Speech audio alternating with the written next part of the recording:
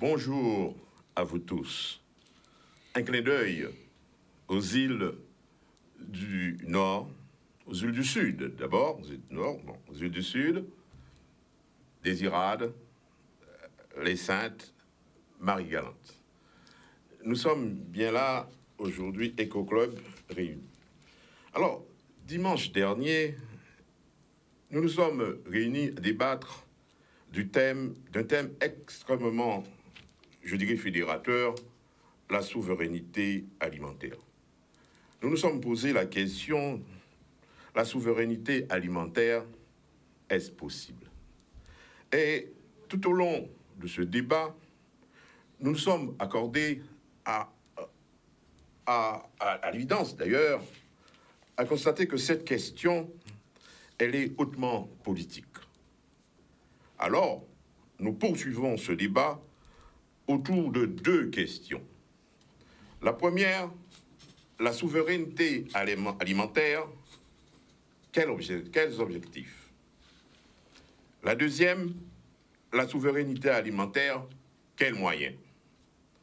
La première, bien entendu, nous invite à considérer les problématiques qui concernent la santé, le bien-être, l'économie, la visibilité et la promotion du local. Tout simplement, le manger local.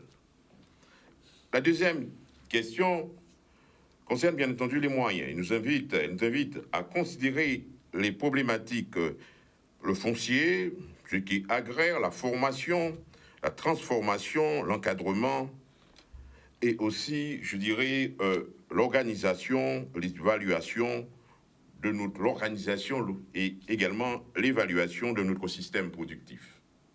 Voilà, chers téléspectateurs et à vous, chers amis, clubistes, comme d'habitude, le cocktail thématique autour qui nous réunit aujourd'hui. Alors, avant d'aborder ce thème, ces thèmes plutôt, souveraineté alimentaire, quel objectif, souveraineté alimentaire, quels moyens, nous allons bien entendu faire un clin d'œil, nous allons nous retarder un instant sur l'événement de la semaine, à savoir la semaine bleue.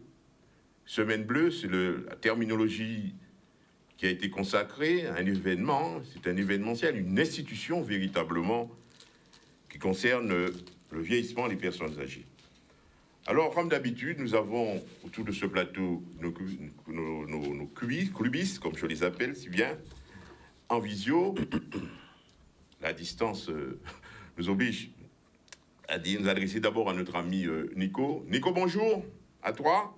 Bonjour Jean. Là où tu es. Bonjour à tout le monde. Bonjour à tout le monde. Eh bien, merci de t'entendre. Collègue d'ailleurs, que je vois avec délectation. Voilà. Je reviens d'abord à lui, je commence sur la gauche, spatiale. Alors, Édouard Collet, merci, bonjour à toi également, merci d'être là. Merci, bonjour, très content d'être parmi vous. Salut à Nico, salut, une pensée appuyée donc à Mandré qui nous regarde, oui. Et bien évidemment à Raphaël Spironel et à toutes celles et ceux qui sont habitués à nous recevoir dans le petit écran.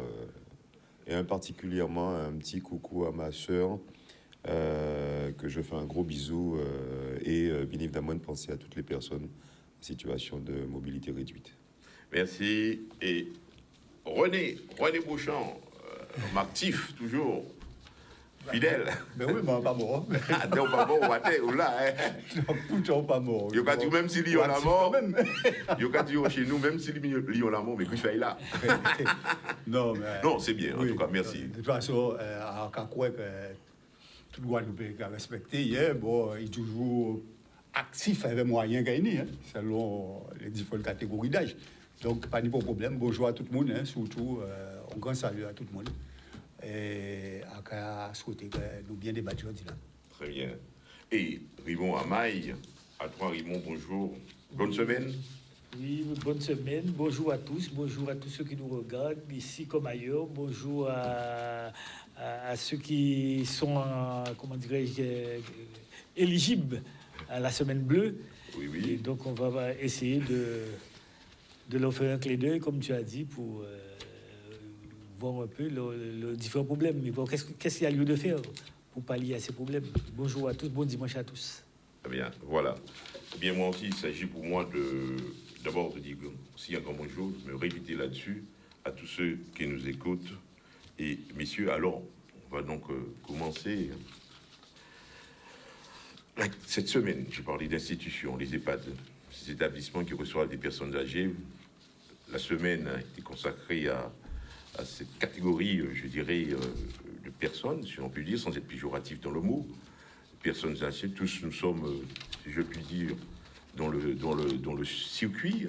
Nous sommes déjà des personnes sages, en quelque sorte. Alors, cette semaine bleue, vous en avez bénéficié d'une couverture extrêmement large. Alors, qu'est-ce qu'il y a à dire là-dessus? On parle souvent de vieillesse, il y a la jeunesse, mais en fait, l'âge, le phénomène d'âge, quand on arrive à un certain âge, la vie n'est pas la même, on ne vit pas de la même manière. Alors, d'abord à toi, peut-être, Ramaï, qu'est-ce qu'il y a à dire autour de cette problématique? Alors, c'est un gros sujet, un sujet sera de plus en plus d'actualité en Guadeloupe, parce que nous sommes vieillissants en Guadeloupe. Ce sera un département, parmi les départements français les plus vieux. Et donc, il y a lieu de préparer. Et maintenant, je crois que c'est pas maintenant qu'il faut commencer à préparer. On aurait dû déjà commencer à préparer. Acte individuel, bien individuellement, chacun à son tour. Voilà, Oui. individuellement, mais aussi collectivement. Les autorités, compris les autorités, pour pouvoir préparer ce vieillissement de la population et particulièrement en Guadeloupe. Donc, c'est vrai que chaque secteur, chaque pays a ses habitudes, ses us et coutumes. Et donc, la manière dont on vit la vieillesse, et notamment avec nos personnes âgées en Guadeloupe, c'est peut-être pas la même ailleurs. Et donc, il y a lieu de prendre des mesures qui soient en concordance avec nos habitudes. Et comme il est de plus en plus question de parler de particularités de chaque région, donc c'est le moment, et surtout pour nos personnes âgées, nous savons que ici en Guadeloupe, c'est quand même important pour nous de vivre avec nos parents, et de plus en plus les choses évoluent. Et je dirais, malheureusement, pas forcément toujours dans le bon sens. Aujourd'hui, on a tendance à rentrer dans un système un petit peu plus moderne, avec les EHPAD, avec des lieux de vie prévus à cet effet pour nos grands-parents et pour nos personnes âgées, et que nous-mêmes, nous serons concernés, nous sommes à la porte de cette situation. Et donc, nous sommes directement concernés pour préparer cette période. Et donc, je prends le cas du système des personnes qu'on envoie en EHPAD. C'est vrai que c'est pas quelque chose, nous ne sommes pas habitués avec cette situation. Et ça coûte très cher. L'EHPAD coûte très cher. Et tout le temps, je me pose la question, est-ce que c'est quelque chose qui est... comment dire, qui peut rentrer dans notre système de fonctionnement, tant sur le plan culturel, mais aussi sur le plan économique. Même s'il y a des mesures qui sont prises pour pouvoir venir en aide, mais c'est pas toujours évident. Et on va faire le contour. Ça, c'est on déblaye un petit peu le terrain, et puis on va faire, pour entrer un petit peu plus dans les détails. Mais il y a des mesures qui sont prises pour les personnes qui n'ont pas les moyens, qui sont en EHPAD, et qui ne sont pas toujours des mesures intéressantes pour la personne âgée, mais pour la famille et l'environnement familial. Et pour moi, c'est quelque chose qu'il faut traiter. On a un sujet, un vaste sujet. Je laisse la parole au prochain candidat. C'est un vaste sujet à traiter, avec des mesures en tenant compte de notre culture et de nos habitudes de vivre avec nos personnes âgées. Oui, c'est un vaste sujet. Nous venons directement à notre ami Nico. Nico qui nous entend, peut-être, d'abord, chers amis. Alors, Nico, le vieillissement, Oui. les personnes âgées, les EHPAD, il s'agit là de problématiques au cœur de notre société, n'est-ce pas? On ne peut pas l'éviter. Nous prenons naissance, nous grandissons, Oui, Jean. nous devenons adultes et nous arrivons à ce moment qui nous préoccupe tous, le vieillissement. Alors, j'aurais bien aimé, Nico, t'entendre ton analyse là-dessus. Alors, je pense que les Français, la France a un problème d'image d'abord par rapport à ce qu'ils appellent leurs vieux. Et je crois que le thème de la Semaine bleue cette année, c'était problème d'image, pour reconsidérer l'image des vieux, tout ça. Bon, on n'a pas, je pense, en Guadeloupe, un problème d'image. On a plutôt un problème d'imagination. Et je crois que l'imagination individuelle et collective doivent revenir pour que le vivre ensemble collectif demeure en termes qualitatifs, peu importe l'âge, peu importe là où on est sur le cursus qui va de la vie à la mort. Alors, une petite chose méchante sur les Français, il paraît que pendant la canicule il y a quelques années, certains Français, certains Blancs de France, il faut dire ça comme ça, ont refusé de remonter à Paris où leur grand-père ou leur mère étaient morts parce qu'ils ont préféré leurs vacances à l'enterrement. C'est-à-dire que c'est un signe de décadence terrible et incompréhensible, je crois, pour nous, Guadeloupéens, que l'arbitrage de ces vacances soit une priorité par rapport à l'enterrement des siens. Bon, que Dieu, la nature, que l'univers nous préserve de cette décadence. Pour revenir donc à l'avantage que nous avons, nous respectons, c'est culturel, la mort et les anciens. Mais nous sommes, à mon avis, à court d'imagination. Alors, il faut que nos créateurs, nos artistes, nos écrivains, nos cinéastes rentrent dans ce champ-là pour nourrir pour nous l'imagination. Parce qu'en fait, il y a trois menaces. Il y a, à mon avis, la question de l'isolement. Il faut rompre l'isolement. Il faut vivre peut-être en proximité, il faut trouver des façons. Et puis aussi ce que j'appelle l'intergénérationnel. Il faut donner un contenu à ça. Donner un contenu à l'intergénérationnel. C'est-à-dire que ce n'est pas un mot uniquement. Nous avons l'avantage, nous, en tant que Guadeloupéens, d'être les spécialistes du récit. Il faut que nos écrivains creusent un peu cette question du récit pour que le conteur soit remis au centre de la vie et que dans l'intergénérationnel, nos anciens puissent avoir des contes à raconter, des contes à lire. Mais, et là, je ne sais pas, je ne choquerai personne, il faut sortir le conte du passé exclusivement. Il faut profiter que le conte soit culturel, que quand tu dis écrit, écrac, que tous les Guadeloupéens, peu importe leur âge, réagissent, mais il faut donner un contenu. Il faut réconcilier, à mon sens, le « en temps longtemps » avec le « jour d'y joue ». Le jour d'y joue. Pour que y ait des écrits, il y ait des livres qu'on puisse lire ensemble, que nos jeunes et nos plus vieux puissent se retrouver autour du récit qui fait le lien, en fait. C'est ça. Donc, moi, j'ai pas la chance d'être un grand écrivain, mais il faut que ceux qui écrivent nous produisent du texte. Il faut que nos cinéastes produisent des images pour ce lien intergénérationnel puisse avoir du contenu, et pas seulement un contenu passéiste, mais un contenu présent et moderne. Et j'arrêterai là en disant que Jean Jaurès disait que il ne faut pas opposer le feu et la cendre. C'est le même phénomène. Mais il faut que la création vienne réconcilier, à mon sens, les générations, parce qu'on en aura besoin. M. Ramaille a raison. quand il dit que nous allons vieillir, nous vieillissons. Hein. C'est-à-dire que moi, j'ai la chance, mon grand-père est mort, il est près de 100 ans, ma grand-mère pareil, je me souhaite la même chose en bonne santé. Hein, bon.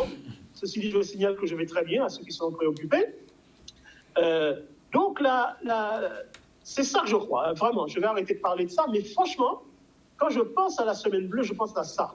Je pense à la création, l'image, l'imagination pour que la vie collective de ce pays, peu importe votre âge, puisse être là et que les générations puissent échanger, profiter. On transmet d'un côté, on reçoit de l'autre, et pour le bonheur du collectif d'un pays Guadeloupe harmonieux. C'est bien dit, Nico. On va donc poursuivre cette analyse avec René Bouchon. René, mais autrefois, on avait le sentiment que le vieillissement, c'était une affaire privée. C'est-à-dire, en famille, on peut vivre, on peut vieille, et famille a au même temps. Mais maintenant, nous avons le sentiment qu'il y a déprivatisé le vieillissement. C'est-à-dire, on a socialisé le vieillissement. C'est le sentiment que j'ai, alors je me déroge là-dessus. Parce qu'avant, c'était une affaire familiale. On avait des enfants, n'est-ce pas? Mais maintenant, on a déprivatisé cet instant, ce mouvement important, et on a transféré ça, on a socialisé la chose, et d'où l'émergence, à mon sens, de structures telles d'EHPAD, etc., que nous ne critiquons pas. Mais nous observons, c'était à mon sens, les choses. Alors, René, qu'en a dit de ça? Non, mais ça beaucoup plus large. Hein. Alors, si vous voulez, on est toujours des personnes âgées en société, en nous, dans des familles, mais aussi dans des quartiers, dans les lacs et tout ça. Et qui, genre, on doit considérer les personnes âgées de manière générale? Qu'on des gens qui étaient des sages, des sagesse, qu'on des gens qui étaient en référent, qui étaient pas à apprendre vous un certain nombre d'habitants, qu'on ne peut pas les éveiller, interroger, et aussi qu'on sorte de la bibliothèque. Référent d'ailleurs, bibliothèque, tout ça, ça travaille ensemble. Tant sur le plan familial qu'il y a dans l'environnement, hein, parce que les familles n'étaient jamais des familles qui étaient fermées en l'air, même c'était des familles ouvertes, qui ont touché à travers les quartiers, à travers les lacs, etc., etc. Et les familles, même là, vous voyez, on était capable de faire étudier toujours, tout ça, c'était toujours avec l'idée de retourner, rapporter un pays là, ça y a prendre de l'autre côté là, pour installer, et puis pour porter bamoun, médecin, etc., etc., etc. À l'heure actuelle, famille là de plus en plus éclatée, et ça lié à toute situation, il y a société en nous, évolution de la société en nous, tout le développement, le chômage, etc., le demi-homme, etc., qui crée des transformations dans la société en nous. Et au cas où vous trouvez des... Alors, les gens âgés, en général, ils n'ont pas jamais retrouvé dans une situation d'isolement avant, parce qu'ils ont non seulement l'environnement familial, mais quand on a dit l'environnement autour de la famille, les quartiers, etc. Donc, on était toujours ni souvent moun âgé à l'époque, tu es tout seul. Dans le voisinage, on a dit qu'on est tel tout seul, tu es un petit monde qui est dormi à Kazaï, etc.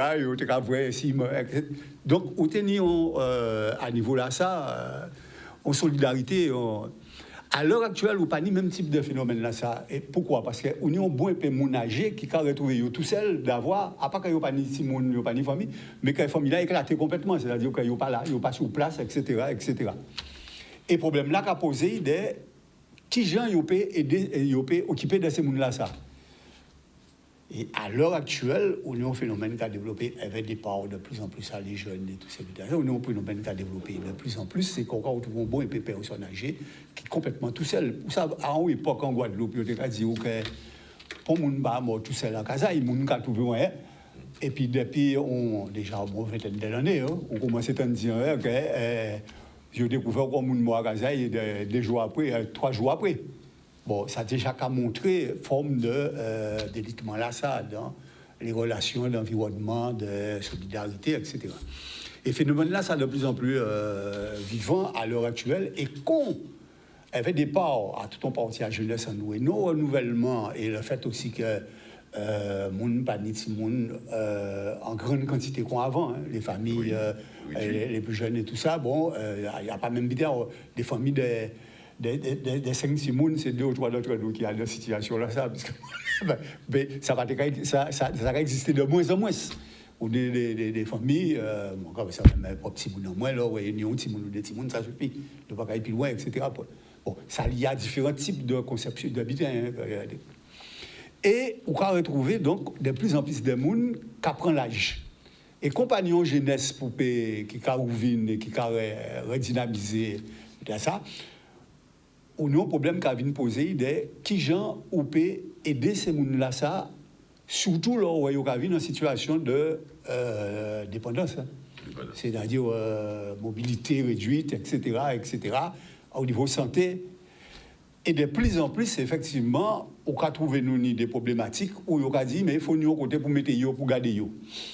Et problème aller aider en famille qui a posé de plus en plus puisque des familles peuvent prendre mon en charge mais de plus en plus on va poser problème à les aider en famille en disant que ouais mais ça va détruire vie à yo et tout ça et pas comprendre que mon âge là en tête taille, ça va jouer aussi. Hein. Il va dire, pas qu'il y a les autres, etc. Donc, si vous voulez, ils mettent en place un système d'EHPAD. Mais elles vont un gros problème au niveau à ce système d'EHPAD là, c'est que l'EHPAD là, qui a coûté très cher. Donc, il parle à portée de bourse à tout le monde. Et même pour les gens, on va mettre des aides pour payer, etc. Il faut savoir que là où on sait agir, ou etc., qu'on mettait en situation comme ça, dans un EHPAD, aide là au cani, mais aide là, au moment où il y a réclamé un remboursement à un certain nombre d'habitants. Hein. Et ni des gens âgés, si vous voyez pas un certain nombre de biens qui fait que vous avez bien là par la suite, eh bien, c'est famille à moun là qui n'y a payé. Oui. Et on a des situations là aussi qui ont créé des situations sociales et économiques particulièrement graves. C'est-à-dire qu'il faut faire très attention. Une société doit prendre en charge effectivement soutien à personnes âgées, mais il faut que ça prévu, ça organisé et en même temps que ça pas constitué obligatoirement des charges supplémentaires pour les gens qui y après. Oui. Donc, il y a tout un certain nombre de questions qui sont posées et qui sont liées à qui gens nous a considéré les actifs qui ont de toute façon qui viennent obligatoirement des personnes âgées à un moment donné. En cas de ça, parce que moi-même, alors on ne va pas parler des personnes âgées, par exemple, si vous pouvez concerner, mais on dit 73 ans quand même, hein? Obligé à la catégorie là. Même si on dit toute vitalité, ça, mais pas tout le monde qui est en même situation là. Encore une fois, on se rend compte que c'est une question qui nous préoccupe véritablement. Écoutez l'analyse de René. J'observe aussi l'émergence de certains nombres de termes qui enrichissent des termes qui enrichissent nos vocabulaires. Maltraitance, bientraitance, on entend personne aidant, n'est-ce pas? Ce sont des mots, j'ai le sentiment, quand j'étais tout jeune, je n'entendais pas. Est-ce qu'on cachait les choses? Est-ce qu'il y avait une manière de vieillir, je dirais de manière entre guillemets privée, c'était une affaire familiale, mais j'observe que tout de même qu'il y a l'émergence de ces mots qui nous préoccupent et nous devons faire affaire. Alors, Édouard, que pense, je dirais, un jeune noir de cette question-là? La question du vieillissement, bon, c'est une question lointaine, pour très loin, hein, pour Édouard au collège, j'imagine. Qu'est-ce qu'il y a à dire là-dessus? J'aime tellement entendre, j'ai envie d'entendre l'analyse. Oui, je pense. Nico aussi, je le vois, qui sourit déjà là-bas. Mais il y a... Alors, ce qui m'interpelle déjà, c'est une donnée de l'INSEE, qui dit, en 2030, un tiers de la population guadeloupéenne aura 60 ans. Plus de 60 ans. C'est un avertissement, peut-être. C'est un constat. Constat pour le... Oui, enfin... C'est un constat. Un constat. Ce qui veut dire que la question du vieillissement, elle est galopante. Elle est centrale, ouais. Elle devient centrale. Et appelle, et c'est ce que René disait à l'instant, va appeler une mobilisation des infrastructures de santé, de logement. Et ça... De logement, oui. Et ça, on y est loin. On y est très loin. La deuxième chose, c'est Nico qui l'a introduit. Je crois que... Et René vient de le dire là-dessus, malgré son âge, il dit que voilà, je ne me sens pas une personne âgée. Et c'est vrai, Et je regarde Nico, son père spirituel qui est Pierre Bourdieu, un grand sociologue, disait qu'effectivement que l'âge, c'est une donnée sociologiquement sociale. C'est pas Nico, qui est manipulable et manipulée. La preuve. Je ne me sens pas âgé parce que j'ai tel âge dessus. Et Ullmann disait qu'effectivement que la jeunesse est un état d'esprit. Donc, tout cela pour dire qu'il y a un véritable... cette manipulation de l'âge montre bien, d'ailleurs on le voit avec la retraite. Oui. Aujourd'hui, l'âge de la retraite, il était celui qui satisfaisait plus de nombre. Aujourd'hui, il est celui qui ne tient pas compte de la pénibilité au travail, qui ne tient pas compte de la situation justement des personnes usées par le travail et qu'on veut justement recycler. Elle devient plus qu'une donnée sociale, elle devient tout simplement une variable d'ajustement. Oui. Et la personne âgée, quid de la personne âgée dans sa dimension de personne âgée. D'ailleurs, qu'est-il cet âge dessus? Et donc, Nico l'a dit encore dans son propos, et ça c'est très vrai. La question qui est prégnante, c'est surtout celle de l'intergénération. Et c'est vrai, Nico, là-dessus. Je crois que nous sommes, et rapidement, une société de ségrégation spatiale. Et où, justement, les sociétés sont ségrégées de telle manière qu'il y a du mal à faire en sorte que, justement, la jeunesse et les personnes âgées puissent se rencontrer. Ces lieux de rencontre, là, de plus en plus disparaissent. Et appellent, bien évidemment, une mobilisation de tout un chacun, culturellement parlant, culturellement parlant. Parce que, et Jacques Attali, et je termine dessus, a raison de dire que génération d'hier et génération d'aujourd'hui, en rimant, est un enjeu majeur de la neutralisation de certaines violences dans la société. Et je crois que c'est ce que je souhaite appeler à l'aune, justement, de tout ce qui a été dit, c'est de permettre cette rencontre intergénérationnelle qui, justement, ferait que nos personnes âgées soient mieux prises en compte et moins oubliées. Voilà, une question extrêmement préoccupante, un sujet extrêmement préoccupant qui a valu de banaliser. Donc on me fait une page publicitaire et peut-être nous reviendrons sur ce terme en disant comment préparer peut-être sa vieillesse, si jamais. Voilà. Alors, page publicitaire, comme on dit chez nous, télévision pas qu'à mâcher, sans publicité. Nous sommes donc de retour. Alors, chers amis clubistes, dans l'évolution de ce débat, nous avons bien constaté que c'est une question qui est d'actualité. Et que cette question du vieillissement s'accompagne aussi d'une autre question qui est celle de la perte d'autonomie. Il y a une forte probabilité que tout individu qui vieillit, eh bien, se trouve en situation de perte d'autonomie. Alors, une question se pose, comment préparer, peut-être, d'abord conscientiser les individus sur la préparation, je dirais, ça doit être à mon sens un acte individuel, aussi collectif, la préparer le vieillissement pour en situation de perte d'autonomie, ce qui signifie individuellement. Là, quand on se voit Casao, quand les architectes en matière de bâtiments construisent, eh bien, même si au début on n'a pas intégré ce facteur perte d'autonomie dans la construction, eh bien, pensez qu'il faut water, circulation à l'intérieur à Casao, n'est-ce pas, espace de vie, au demain, ou en situation de perte d'autonomie, chaise roulante, comme on dit chez nous, eh bien, il faut circuler, il faut recevoir ses enfants, il faut se sentir bien dans la situation de vieillesse. Alors, qu'est-ce qu'on a à dire de ça? Comme M. Ramaille, par exemple, la perte d'autonomie, ça fait peur, dis-donc. Alors, le vieillissement, même, j'ai l'impression que ça ne fait pas autant peur que de perdre son autonomie. Lorsqu'on est... Et on peut perdre l'autonomie, pas forcément quand on est vieux, hein, même pas quand on est forcément. vieux, après un accident, par exemple. Oui. Et là, ça devient... et surtout quand on a la tête qui fonctionne bien, on se sent un petit peu comme si on embarrasse...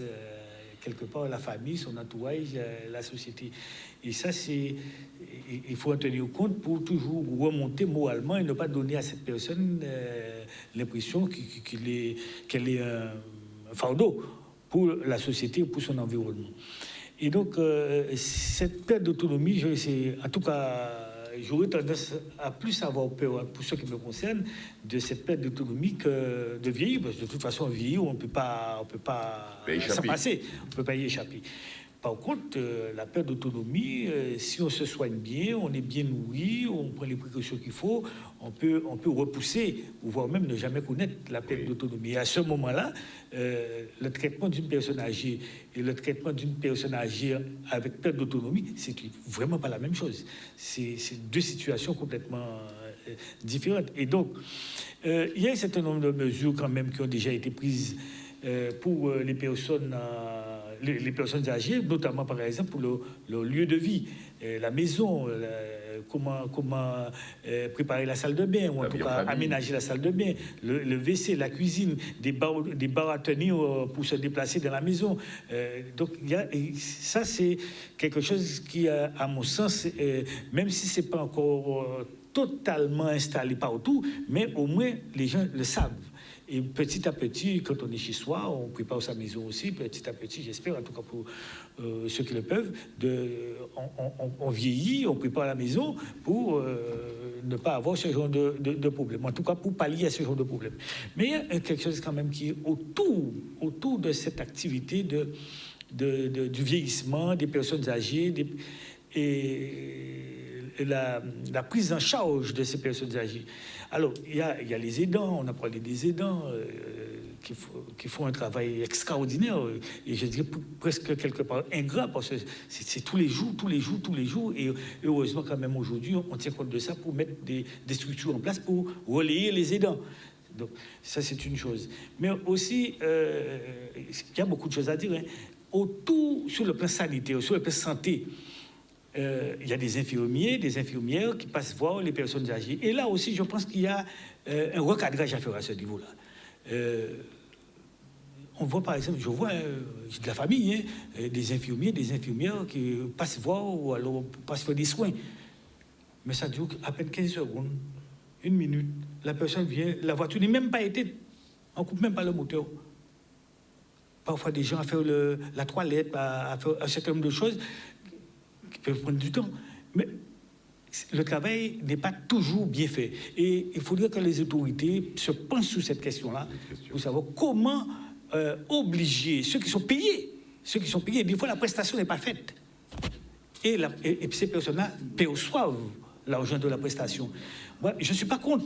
Mais au moins que le travail soit fait. On a un parent qui est en perte d'autonomie, il y a des gens qui sont payés par la société avec l'argent des impôts des contribuables. Il faut que ces personnes-là soient bien conscientes de faire le travail, de retenir la personne âgée.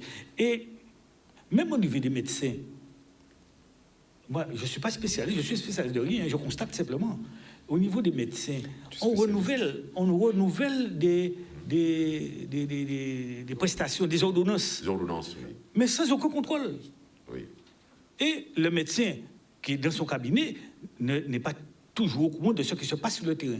Il faut quand même qu'il y ait quelqu'un qui aille dire au médecin ou un service de la sécurité sociale pour pouvoir intervenir et porter une attention particulière sur la manière dont le travail est fait. Je ne dis pas que c'est une généralité, mais c'est quelque chose qui se fait, mais plus souvent qu'on ne le croit, pour porter une amélioration dans le traitement de ces personnes en perte d'autonomie. Là, on touche à une question qui est sans doute celle de la maltraitance, hein, qui est une question. C'est la maltraitance. Et donc c'est une question. Il y avait une association justement, Alma Alma Guadeloupe, je pense, qui s'en occupait. Que bon, je n'entends pas très bien ce qu'il en est actuellement, mais il y avait quand même une association qui s'en occupait. Alors, Nico, lorsqu'on ne prépare pas le vieillissement, la vieillesse, on se rend compte, il faut moderniser la maison, il faut adapter le lieu de vie. Donc, on socialise la prise en charge en ayant recours à ce qu'on appelle généralement l'APA, les aides des institutions. Là, c'est la socialisation de la prise en charge. Alors, sur ce point, Nico, question du vieillissement, nous sommes toujours là. Je t'entends là-dessus. Oui, Jean, je pense que tu as raison de parler de la socialisation. Et c'est vrai, mais moi, j'ai peur de la marchandisation. Ah, ça va plus fort, là. Ouais, c'est-à-dire que ça devienne un marché. Bon. Et là, ça me permet, Jean, de te parler d'une provocation que tu connais bien. C'est celle de la provocation économique. Parce qu'en fait, Jean, je sais pas, tu te souviens très très bien que la question de l'épargne, la question de l'épargne, c'est ça qui gouverne le monde aujourd'hui. Et l'épargne, c'est quoi? C'est le temps mis par les personnes qui sont devenues âgées à mettre leur argent de côté. Oui, toi. Et il faut que nos enfants sachent, je dis ça à mon fils, que l'Europe s'est construite autour des Allemands et surtout autour d'un objectif majeur, c'était combattre l'inflation pour que l'épargne des Allemands puisse demeurer. Et c'est marrant quand même que le cœur de cette affaire-là soit une affaire du triomphe des personnes âgées, je veux dire ça entre guillemets, en assignant à la Banque centrale européenne une mission unique, combattre l'inflation.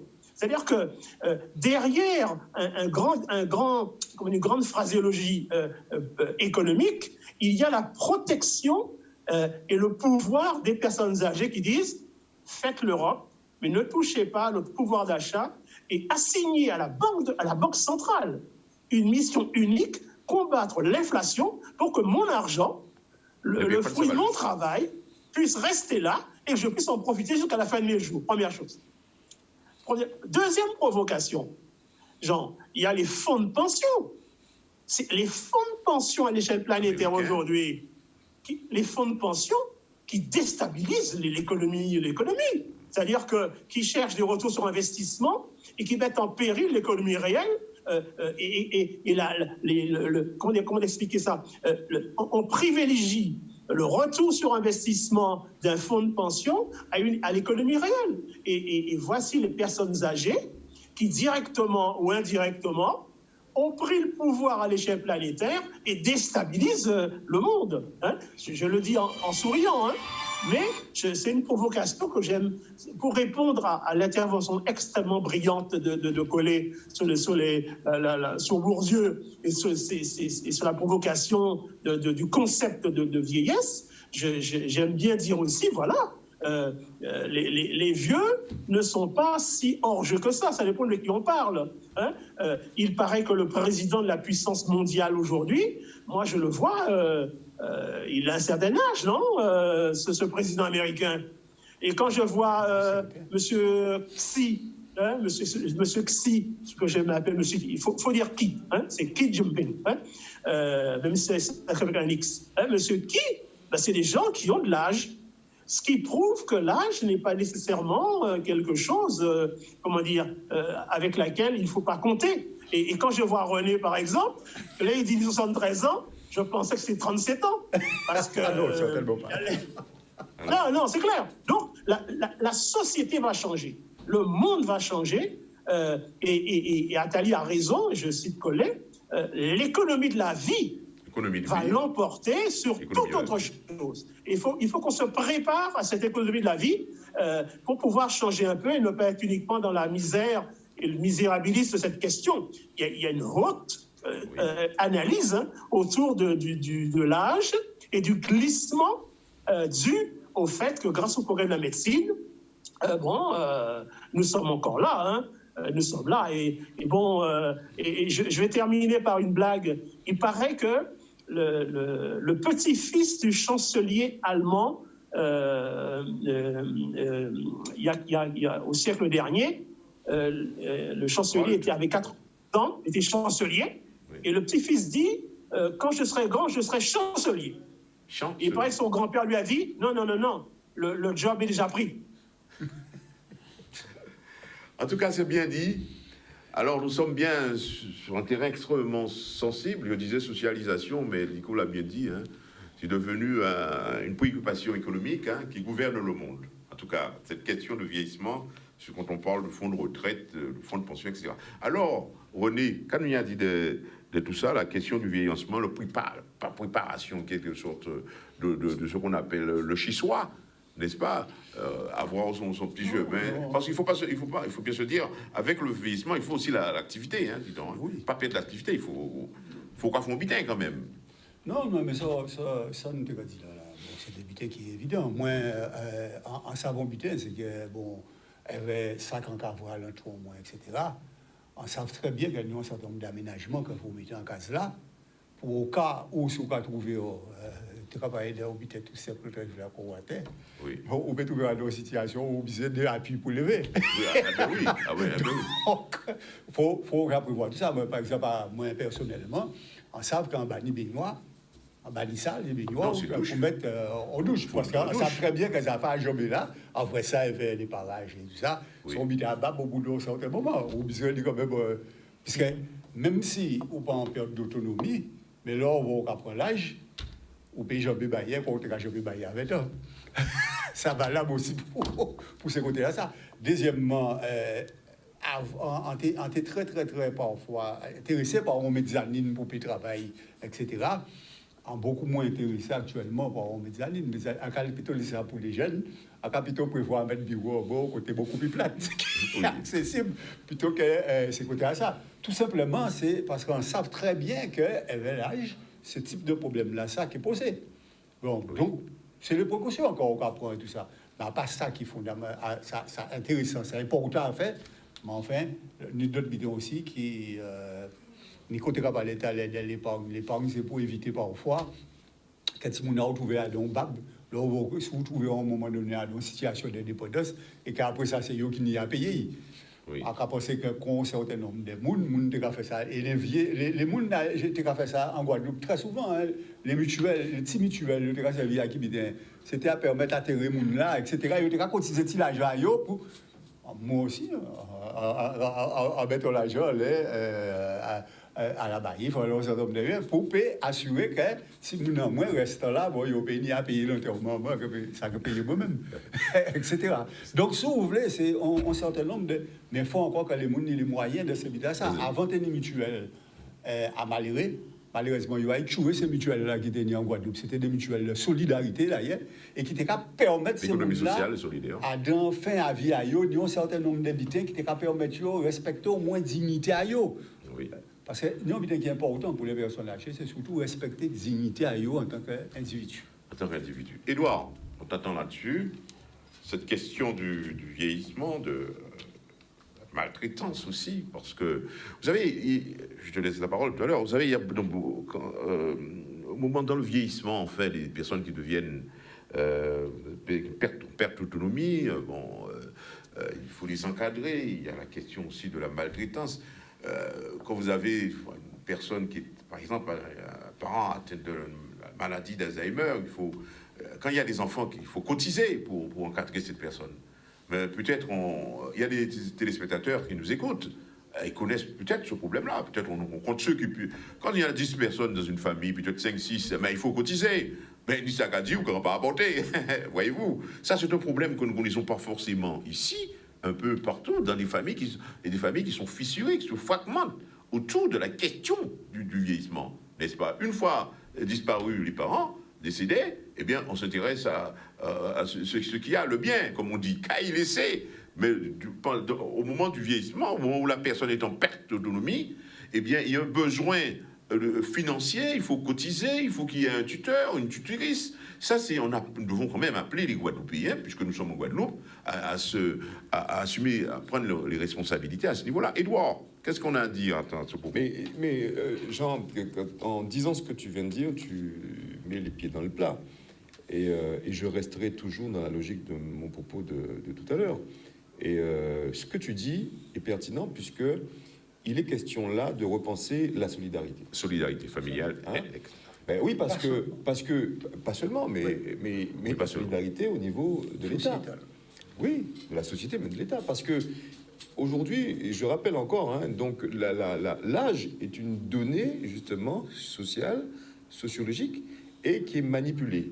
Parce que c'est vrai que la journée des personnes âgées, ou en tout cas la semaine bleue, met en lumière la situation de précarité, ou la situation de modestie, la situation justement de tension, de difficulté de nos aînés.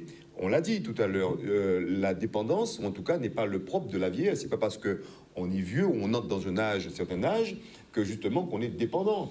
Pas du tout. Mais en tout cas, c'est vrai, plus on avance dans l'âge, il y a effectivement la dépendance qui vient. Mais la dépendance, on peut y entrer dedans à la suite de l'accident, là-dessus, et je suis très bien placé pour en parler, là-dessus, petite sœur. Donc, c'est vrai qu'on est dans une situation où, à n'importe quel moment, on peut devenir dépendant. On peut devenir dépendant. On peut être frappé d'une pathologie, justement, donc... de longue durée. de longue durée, là-dessus, on devient dépendant. Mais au nom, justement, de cet ordonnancement des solidarités, je rappelle que, justement, et Nico l'a dit dans son propos de tout à l'heure, je veux parler de bonnes choses aussi, qu'il ne s'agit pas uniquement des personnes âgées, mais beaucoup de jeunes Guadeloupéens sont en situation de dépendance. Ils peuvent être sans être pathologiquement malades, mais dépendance pécuniairement à leurs parents, dépendance à cause justement d'une situation où ils ne trouvent pas de l'emploi. Donc cela montre bien aujourd'hui la donnée de l'âge, hein, doit pouvoir appeler justement à repenser les solidarités. Autrement dit, la question qui se pose, c'est qui de la famille ou de l'État devrait davantage prendre en charge cette solidarité-là? C'est ça la vraie question. C'est ça la vraie question. Parce qu'elle n'est pas uniquement une question d'âge, elle est une question générationnelle. La dépendance. Un jeune qui, après avoir fait des études ou qui a du mal à faire des études, qui encore dépend de ses parents, qui, eux, qui plus est, vieillissent là-dessus, n'ont pas les moyens de l'assumer. Voilà la situation sociétale dans laquelle nous sommes. Et donc cela appelle effectivement, je me répète, à repenser les solidarités. Et la question, est-ce la famille ou l'État? Ou les deux? Ou l'un des deux? Ou personne? Voilà. C'est bien dit, hein, on retient une chose importante, repenser la solidarité. Les millions les téléspectateurs qui nous écoutent doivent être, je pense, très sensibles à Alors, cette je fais un pied de nez à Nico, parce que je sais que de là-bas, il m'a fait savoir, en off, qu'il y a des millions et des millions d'euros qui partent en Ukraine. Ils partent en Ukraine. Ah oui, ça, on le sait d'ailleurs. Hein. Alors, il répondra, il sait de quoi on parle. Oui. Alors, on s'adresse tout particulièrement à nos amis, nos connaissances, les Guadeloupéens. Disons ça, disons les choses comme elles sont. Annie de l'eau, Jean Capati. La Jean Capati. Quand famille a autres malades, occupez des pas obligé d'être malade. Il y a une difficulté, vous vous occupez individuellement, vous cotisez dans la mesure de vos possibilités pour subvenir aux besoins de vos aînés, n'est-ce pas? Parce que nombreux sont ceux, on le connaît, une fois on voit papa là-bas, caille ici. Voilà. Donc on a bien clôturé cette question, hein, on termine sur ce point-là. Solidarité familiale, solidarité intergénérationnelle. Alors messieurs, nous l'avions dit au début, le thème de notre émission d'aujourd'hui, c'était bien la souveraineté alimentaire. Quel objectif, quel moyen? Après avoir répondu la fois dernière à la question, la souveraineté alimentaire, est-ce possible? On est d'accord, oui, c'est possible. Alors, j'ai envie de vous poser individuellement, messieurs, alors, quel objectif? Nous avons besoin de cette souveraineté alimentaire. Pourquoi? Est-ce que pour des préoccupations qui relèvent tout simplement de la santé? Parce qu'on sait que ici, nous avons une manière de manger, de consommer. Il y a une problématique de santé, diabète, tension, n'est-ce pas, cholestérol. Alors, sur cette question je dirais, des objectifs même il faut attendre de la souveraineté alimentaire. Qu'est-ce que vous avez à dire? Alors, Nico. Vous pouvez aller? Alors, oui, ok, Jean. Rapidement. Nico. Tu m'entends? Oui, vas-y. Ah, vas-y. Ok, donc, pour lancer le débat, moi, j'ai envie de dire que les experts sur cette question de la Guadeloupe doivent être les Guadeloupéens. Si jamais on se ressent sur l'économie de la vie, et je pense que la souveraineté alimentaire est un aspect de l'économie de la vie, les experts de cette question doivent être des Guadeloupéens. Donc, il est grand temps que le pouvoir dans ce champ-là, le pouvoir politique, soit aux mains des Guadeloupéens, pensé par eux et pour eux-mêmes. Voilà l'intérêt d'une souveraineté alimentaire bien comprise aux mains des Guadeloupéens. Économie de la vie et de l'intérêt du pays, hein, la proximité. Il est hors de question qu'on fasse un chlordécone bis. Oui. Même si aujourd'hui, on me dit qu'on a beaucoup de mal à faire comprendre à nos amis Bruno et Bernard que le nitropsel dans sa yucca importé, que les dates de péremption sont plus longues pour nous, comme si on était des cochons, des êtres inférieurs, tout ça. Hein. La souveraineté, c'est reprendre le contrôle de ça au nom de l'intérêt de la vie. Hein. Bon. La deuxième chose, bon, elle est plus économique, c'est une stratégie d'enrichissement. Il faut enrichir, créer de la richesse, créer de la valeur. Hein, donc, voilà. Et quand on contrôle sa chaîne alimentaire, bon, on peut aussi contrôler la création de richesse, la création de valeur. Et la troisième chose, moi je pense qu'on ne peut pas créer de la richesse si on ne pense pas la partager. Hein. Donc, il faut partager la richesse. Hein. Donc, voilà. Donc, c'est ces éléments que j'ai envie de lancer en lien avec les objectifs supérieurs de la souveraineté. Et je finirai par dire, Jean, c'est nous, à Eco-Club, en toute immodestie, hein, qui avons les premiers lancé la question de la souveraineté locale ou des souverainetés locales. En tout cas, qu'il a médiatisé de cette manière. Ah ouais, on parlait souvent de l'État local. Bon, ben les problèmes, c'est Sarkozy qui parlait beaucoup de l'État local, c'est bien. Nous parlions de la souveraineté locale ou les souverainetés locales. Et ça, c'est bien. Il faut que mes camarades qui n'aiment pas le local, qui préfèrent le national au local, comprennent nous qu'à parler de même idée-là. Hein? Oui. C'est une question de temps, d'époque. Hein? Il faut que les Guadeloupéens prennent en main ce champ, par-delà les mots, mais dans l'action. Hein? Donc voilà, c'est ce que je voulais dire pour commencer en lien avec ça, Jean. Relativement aux grands objectifs. Alors, on a bien compris que les objectifs tournent autour problématiques de santé, du bien-être économique, en quelque sorte, la visibilité, en fait, la promotion du local, le manger local, n'est-ce pas? Alors, il s'agit d'objectifs tout à fait louables, hein, monsieur Ramaï. Il faut pousser les choses pour que nous allions vers le manger local, le bien-être, n'est-ce pas? Ça, c'est la souveraineté. Il faut avoir cette souveraineté alimentaire, c'est-à-dire ce pouvoir de faire des choix, n'est-ce pas, en matière alimentaire, pour sans doute aller vers le bien-être économique, bien-être santé, etc., etc. Alors. Oui, bon, on a déjà un peu en partie traité le problème la semaine dernière. Mais c'est vrai que moi, je n'ai pas de crainte. On a dit que c'était possible, hein, mais on n'a pas je n'ai pas, mais justement pour aller dans ce sens. Ah oui. Je vis dans le bassin de production à culture vivrière à Moule, c'est à Moule. Oui. Et donc, on a cette possibilité, avec la desserte de l'eau agricole, de pouvoir faire un certain nombre de choses. Et de ce point de vue, sous certains produits, peut-être pas toute cette panoplie de produits dont on a besoin, parce qu'il y a aussi les saisons. On voit bien que quand il y a de la pluie, c'est un problème. Aussi. Quand il y a de la sécheresse, c'est un problème. Donc, quand on coupe l'eau, c'est un problème. Donc, c'est quand même une certaine fragilité. Mais cependant, je pense que nous savons faire, tout au moins pour une bonne partie des produits dont on a besoin. Nous savons faire. On peut produire. C'est pas, je ne pense pas que ce soit là véritablement le problème. On a la technique. Il y a le problème des intrants. Ça, c'est un véritable problème si on veut aller vers le rendement à l'hectare. Mais je reviens quand même sur cet aspect sur les intrants. Moi, quand j'étais gosse, avec mes parents, fumier, on utilisait dans la canne, dans les tomates qu'on nous plantait pour la maison, dans les champs de patates, des maniocs, etc., dans toute notre culture, y compris la canne. On allait, les bêtes étaient toujours attachées au même endroit, les vaches. Et donc, ça faisait du fumier. Et c'est ce fumier-là qu'on utilisait pour aller mettre dans les champs.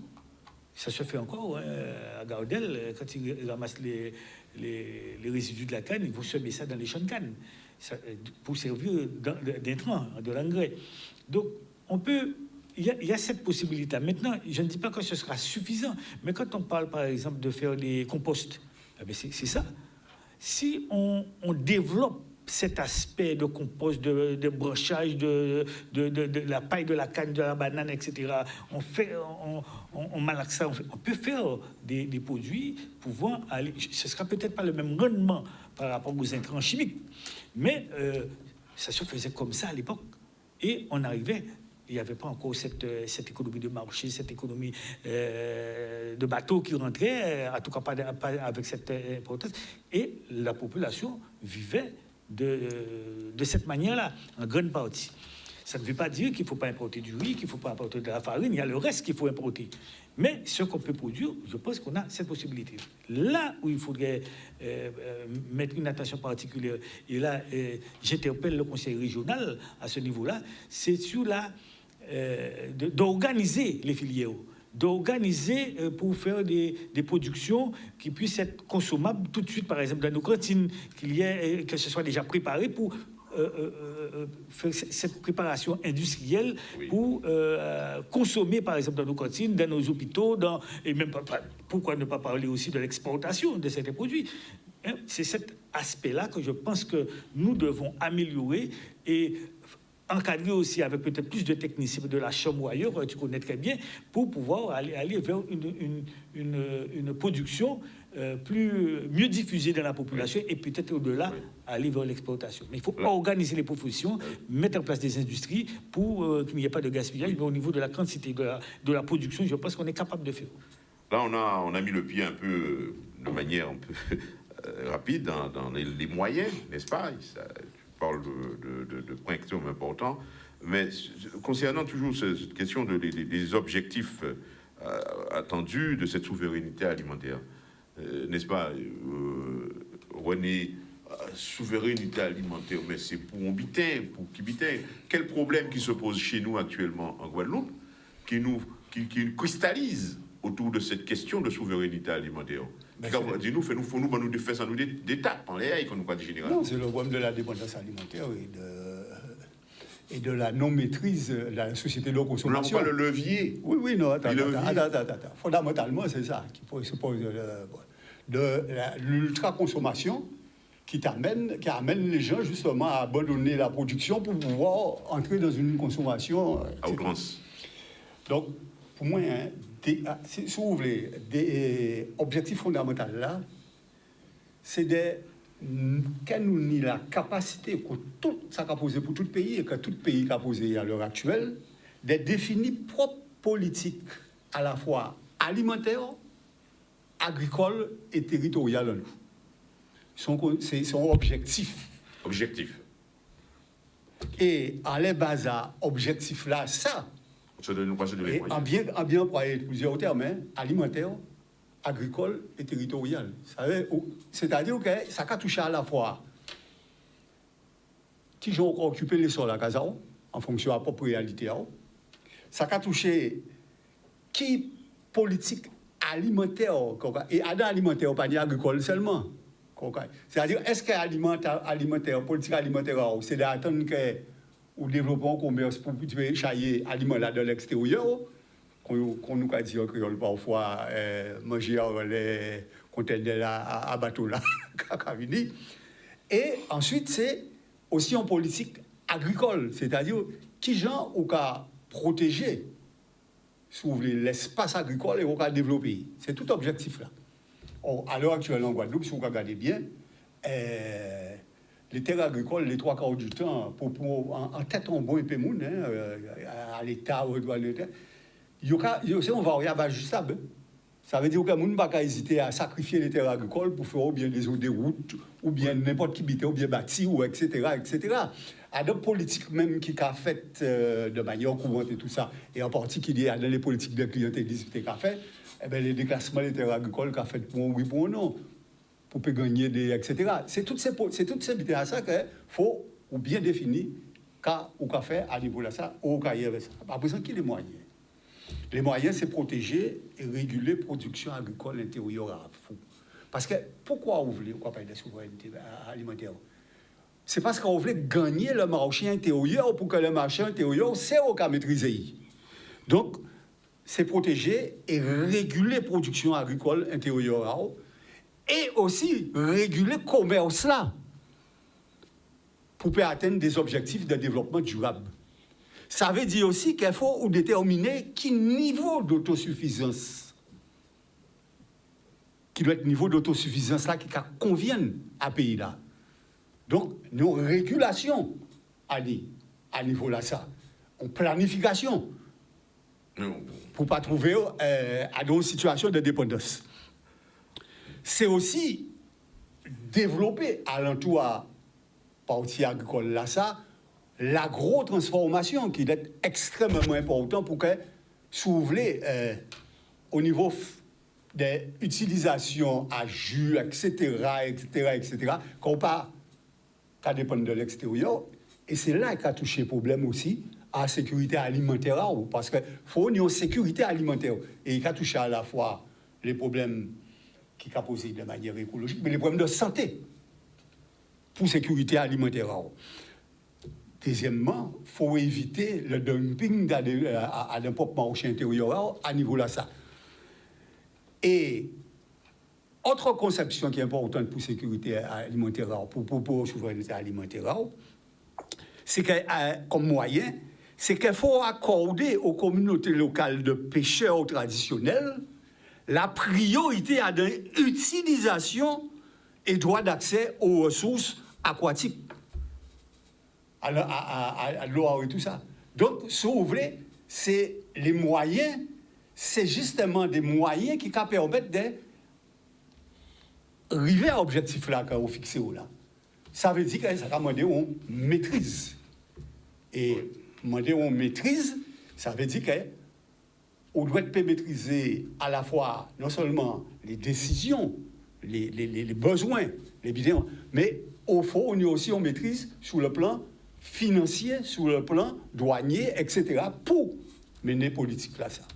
Donc, mis un certain nombre de, si vous voulez, bitins qui est pour moi important. Là, on va parler de souveraineté alimentaire, mais là, on va parler aussi de souveraineté énergétique et tout ces cas ça. Alors, là encore, on se trouve devant un sujet extrêmement très important, très extrêmement large. Alors, j'ai envie de poursuivre avec Édouard, mais en fait, je m'attarde un moment sur ce que j'appelle toutes les mesures de protection qu'il faudrait mettre en place. Toutes ces mesures-là, nous mettons, ça nous va créer généralement, français, nous, les barrières à l'entrée. Et barrières juridiques, réglementaires, telles la fiscalité. Mais est-ce que parmi l'ensemble des... On vient parler de réguler. Oui. Mais c'est-à-dire qu'il ne faut pas réguler, ça ne veut pas dire... Ajuster. Ça ne veut pas dire... ça veut pas dire simplement empêcher d'être. Oui. Au Kenya, effectivement, débuter un karaoké, mettre en place un certain nombre de régulations, de moyens pour faire en sorte qu'on ne pas retrouver dans une situation où, puisqu'il y a une idée de dumping extérieur et tout ça, quand ils viennent vendre des produits à bas prix, quand on concurrence débuter oui. Mais ça ne veut pas dire obligatoirement qu'on peut commercer. On peut commercer. Mais on peut commercer dans le cadre d'un commerce équitable. Et non pas dans le cadre d'un commerce tel qu'il a fait à l'heure actuelle où manifestement il n'est pas équitable. Mais est-ce que le phénomène, je dirais, comportemental, le comportement, la manière de consommer, ce que nous aimons, tout cela constitue des barrières à l'entrée? C'est-à-dire, lorsqu'un individu se présente avec deux produits importés, produits locaux, il était comme s'il était inscrit dans ses gènes. Il est conditionné à aller vers les produits locaux parce que, bon, c'est une éducation et il n'a pas forcément besoin de réglementation fiscale, d'encadrement, etc. Automatiquement, c'est entre guillemets, c'est un conditionnement. C'est aussi une barrière à l'entrée parce que souvent on entend parler je me permets de faire cette ouverture, on entend souvent parler de protection. Oui, il faut protéger fiscalement, je suis d'accord, mais la plus grande, la plus forte protection, c'est bien l'éducation. Le fait que les individus s'orientent, consomment tel produit, ils ne consomment pas tel autre, même s'il est moins cher. Tout cela, c'est aussi un élément important. Alors, il y a une éducation. Oui, c'est un débat. Édouard, oui. Alors, les moyens, d'abord, avant d'arriver, les objectifs. La souveraineté alimentaire, c'est une question qui est extrêmement, je dirais, qui nous rassemble, fédérateur. C'est un thème fédérateur, véritablement. Alors, pourquoi? Quel objectif on doit attendre de cela? Il ne suffit pas de dire on va faire la souveraineté alimentaire, on peut faire la souveraineté alimentaire. Il y a des objectifs à viser. Je ne les connais pas. Alors, Je ne sais même pas Oui. de quoi il s'agit, franchement. Mais par contre, j'ai appris une chose. J'ai appris de mes aînés. J'ai appris en regardant la Guadeloupe. J'ai appris en consommant la production locale. Et c'est vrai que j'aime beaucoup l'igname, j'aime beaucoup le fruit à pain, j'aime beaucoup Madère, malanga, gaz, igname, la canne à sucre, les mangues, pommes malacca, corosol. Et c'est vrai que j'ai mangé du cabri, je mange du bœuf. Voilà. Mais est-ce que tu t'intéresses à ces produits dans leur traçabilité? Mais Est-ce non, que mais ce sont des produits entre mais ça- guillemets propres Non mais ou attends, mais, pas propres? mais c'est le corollaire de la souveraineté alimentaire, qui est la sécurité alimentaire. Mais et là, tu mets encore les pieds dans le plat. Et tu me vois venir. Parce que moi, je sais bêtement que nous avons un ministère de l'Agriculture et de la souveraineté alimentaire, Minouaï. Ah bon, on était bien. Ben, le ministère actuel, là, sous Macron 2, c'est le ministère de l'Agriculture et de la souveraineté alimentaire. Ça n'a échappé à personne. Mais qu'est-ce que la souveraineté alimentaire? Qu'est-ce qu'il y a dedans? Alors, moi, j'ai cherché, puisque tu nous poses la question là-dessus. J'ai retenu qu'une seule chose, c'est mettre en place des politiques agricoles, Oui. politiques agricoles. J'ai cherché en Guadeloupe, et Nico me regarde, quelle politique agricole que nous avons menée en Guadeloupe?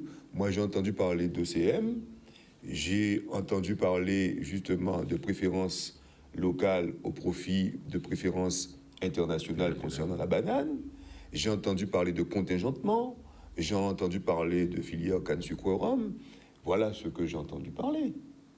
Et j'ai encore cherché, j'ai exploité, j'ai compulsé, j'ai réalisé que nous avions une balance commerciale Déficitaire. Ultra déficit. Pas déficitaire. Et exponentiellement déficitaire. Ça veut dire que nous faisons plus entrer, et je regarde mon ami Raymond, qui sait très bien de quoi nous parlons, on fait rentrer, et pas grand-chose sort. Et on me parle de souveraineté alimentaire, qui n'est pas l'autonomie alimentaire.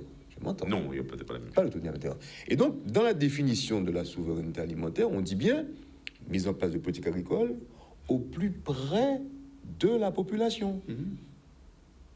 Et c'est ce qu'on appelle une production locale, une consommation locale, un manger local. C'est ce qu'on avait. Mais quand je regarde dans les cantines scolaires, parce que je suis curieux, je m'informe, je regarde, quand ils nous qu'à manger.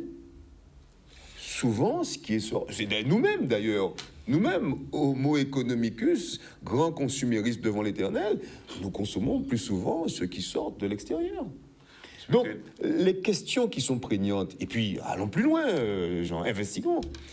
Si on doit pouvoir produire davantage au plus près de la population avec une sécurité alimentaire renforcée, la question se pose justement de la situation de nos terres arables. La grande partie de la surface agricole utile de la Guadeloupe, elle a à peu près moins de 40 000 hectares dessus, une grande partie dans le Nord Grande Terre, parce que tout reste là, c'est chlordécone, là-dessus. Comment on peut discuter de souveraineté alimentaire dans ces conditions-là? Nous avons une population qui, effectivement, est croissante, il faut les loger. Nous avons besoin de foncier pour pouvoir construire de l'habitat. Où faisons-nous ça? Par ailleurs, il se pose aussi la question invraisemblable, mais quand même, il faut pouvoir le dire. Comment allons-nous faire se lier la situation d'une population qui vieillit avec des chefs d'exploitation agricole qui vieillissent? Oui. Beaucoup de jeunes ne viennent pas justement sur les politiques foncières, ou en tout cas sur le terrain de l'exploitation agricole.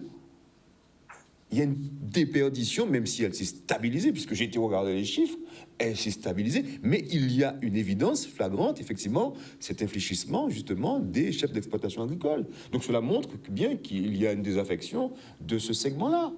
Donc comment pouvons-nous parler de souveraineté? Moi, je veux bien qu'on puisse penser, justement, le manger local. Mais à quelle échelle? Il y a du là-dessus travail à faire. Nico l'a rappelé Oui. dessus, nous sommes dans une économie captive. Comment on fait ça? Comment on fait ça? Les interdépendances, tu l'as dit, Jean, il faut effectivement du matraquage peut-être réglementaire, il faut une sorte de colmatage fiscal. Mais comment tu fais ça? tu es un pays dans lequel tu n'as pas les coudées franches.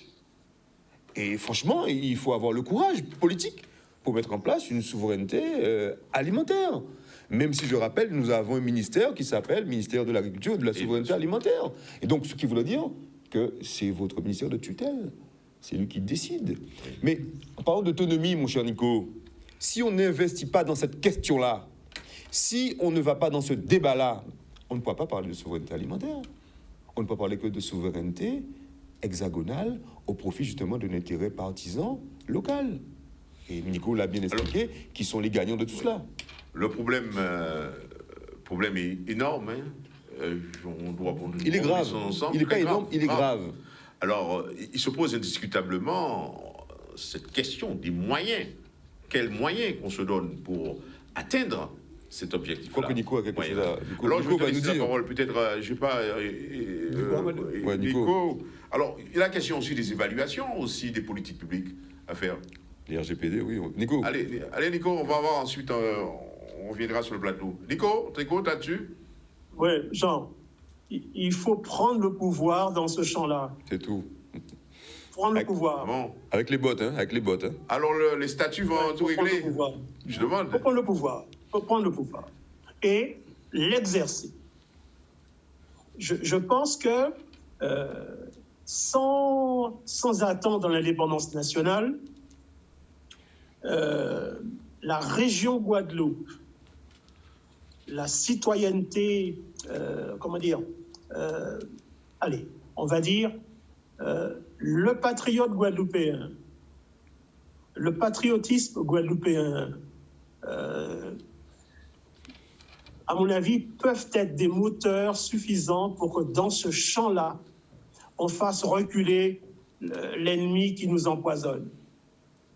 Je ne sais pas si Bernard et Bruno nous écoutent, mais je pense qu'on peut mieux faire. On peut mieux faire pour produire chez nous et pour consommer ce que nous produisons.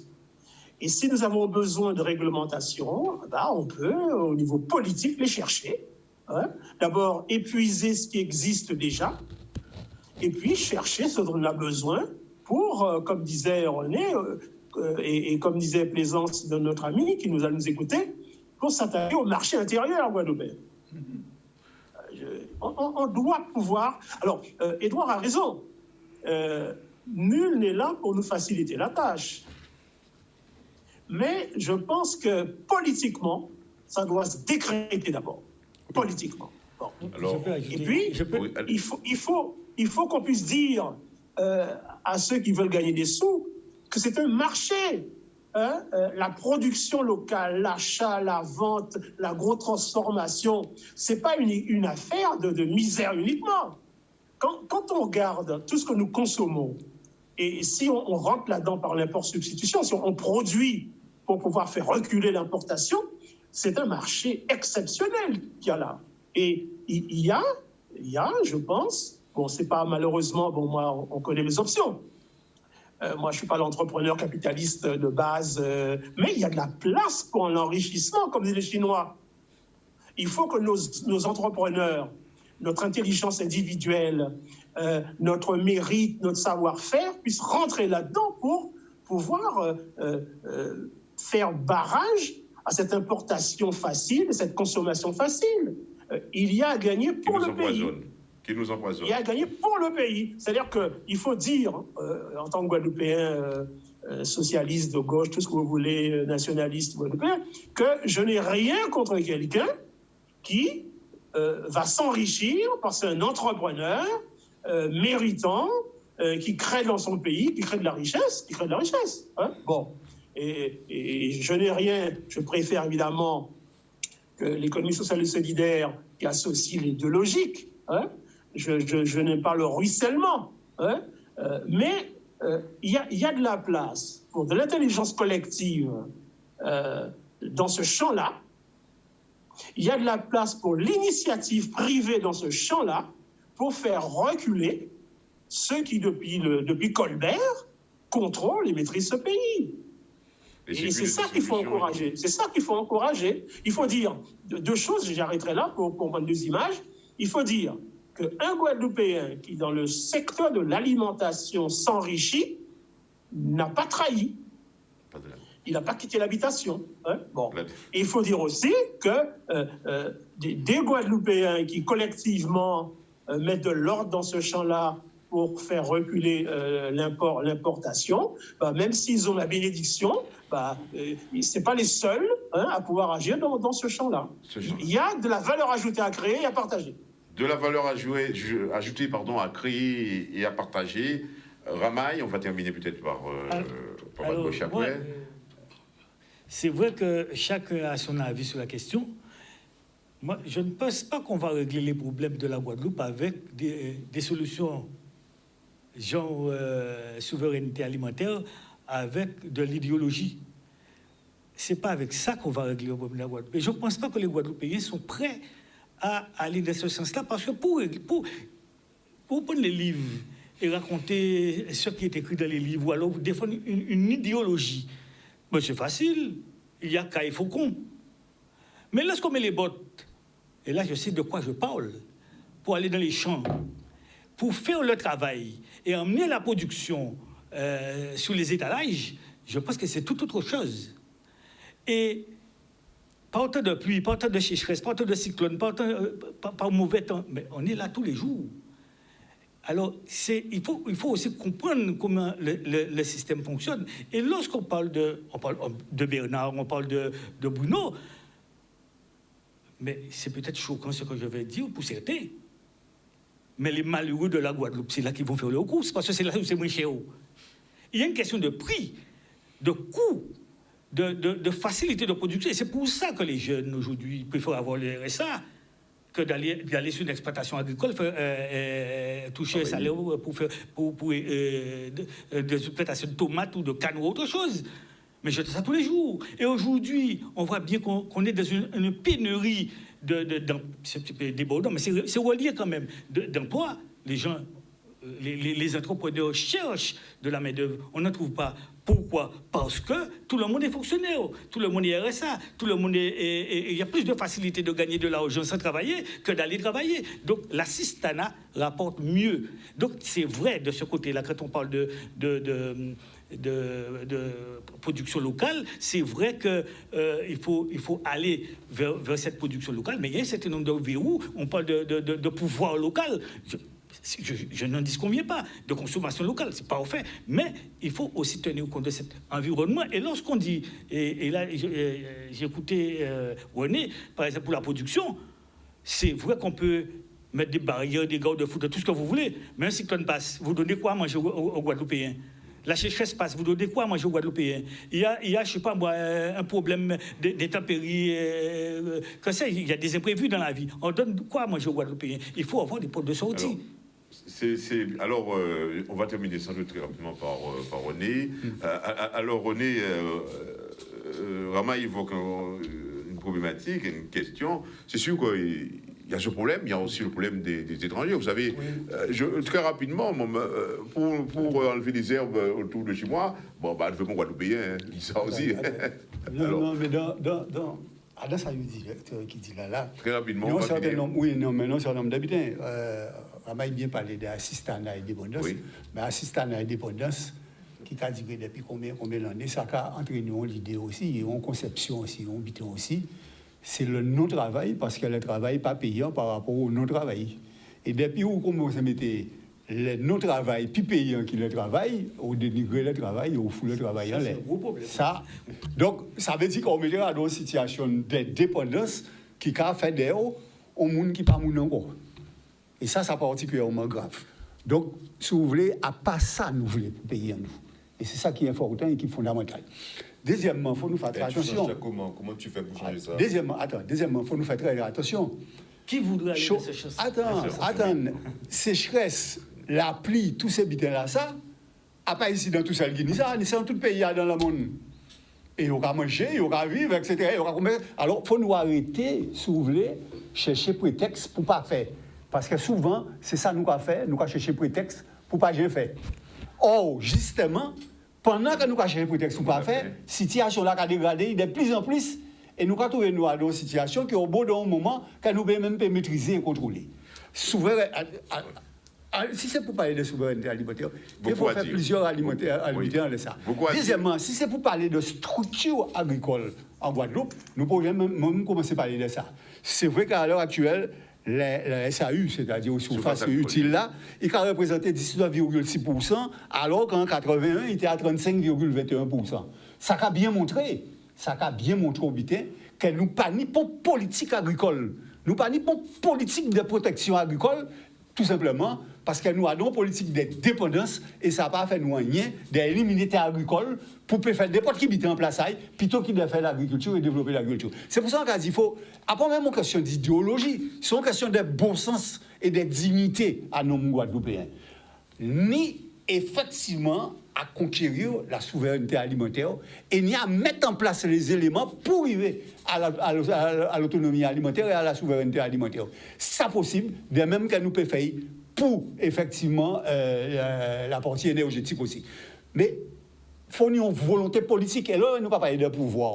Il faut là avoir au point de pouvoir ou assumer la responsabilité politique. Le grand débat, c'est autour des moyens. Alors, on termine, Edouard. Le mot de la fin. Oui, mais le mot de la fin, c'est juste tout simplement de rappeler une chose qui est très simple. Il faut véritablement, quand il y a eu un Grenelle de l'environnement ou un Beauvau de la sécurité, il faut une Guadeloupe de l'environnement et de l'agriculture. Eh bien, voilà. Alors, sur ce, chers amis clubistes, et aussi à vous, téléspectateurs, eh bien, l'émission arrive à sa fin. Qu'est-ce qu'il a dit? On a tout dit. Alors, les marchés se développent. Nous nous rendons compte partout en Guadeloupe. J'ai personnellement envie d'attirer l'attention sur la traçabilité de nos produits. Quand on voit un long marché, il faut qu'on ait de manière très claire où quand on va y manger. Il faut y afficher. C'est la traçabilité, il faut sensibiliser les acteurs sur cela. Ah, même que vous m'avez, hein. Ah ben peut-être bien que vous m'avez moi, mais la traçabilité, on ne peut pas faire l'économie de ce point qui est extrêmement important, parce que la compétitivité, la traçabilité, c'est un argument aussi, un élément de la compétitivité de nos produits. Il faut nous définir simplement que ça y est, la traçabilité. Voilà, nous définissons ça. Pour que trop de normes pas nuisent à la normes. production limite. Il faut la traçabilité, c'est un élément de compétitivité. Nico. Voilà Nico, bye bye. Bientôt. Et allez à vous, chers Merci téléspectateurs, on prend congé de vous et à dimanche prochain.